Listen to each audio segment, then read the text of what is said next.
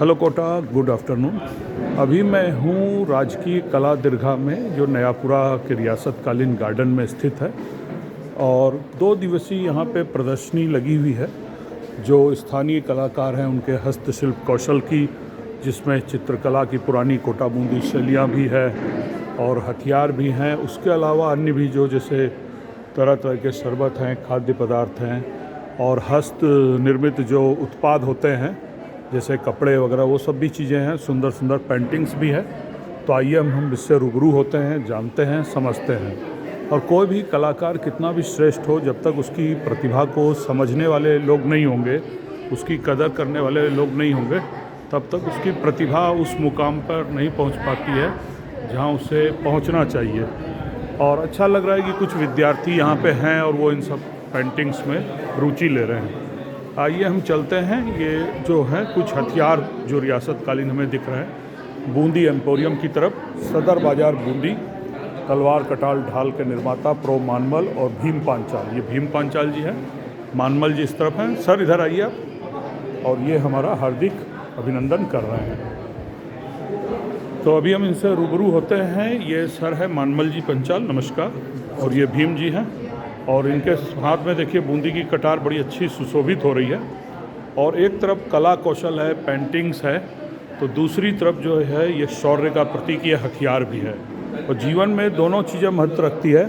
एक कायर कमज़ोर आदमी ना तो कला बोध उसमें होगा, ना वो शौर्य को दिखा पाएगा। तो जहाँ शौर्य पराक्रम युद्ध होगा, वहीं कला को भी प्रश्रय होगा और वहीं सभ्यताएं कलाएं भी फलेंगी फूलेंगी। दोनों विपरीत धाराएं हैं।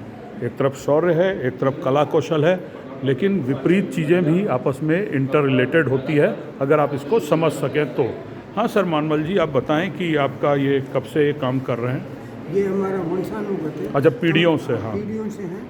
और राजघराने की युद्ध सामग्री वगैरह हमारे वंशजों के द्वारा बनाई जाती है। बूंदी राजघराने की। बूंदी राजघराने से इसमें हम तोप, हाँ गोले, हाँ बर्छी भाले, हाँ हाँ इस प्रकार की जो भी तलवार, छुरी, हाँ हाँ और बूंदी की सबसे फेमस चीज़ है ये कटार। कटार, हाँ बूंदी की। हाँ हाँ ये कटार हिस्ट्रिकल से है। हाँ हाँ ये युद्ध में सबसे यूजफुल हाँ हाँ काम की चीज़ है। देखिए, तलवार है दुश्मनों के लिए और कटार उन दुश्मनों के लिए जो मित्र वेश में आते हैं, घात करने का प्रयास करते हैं।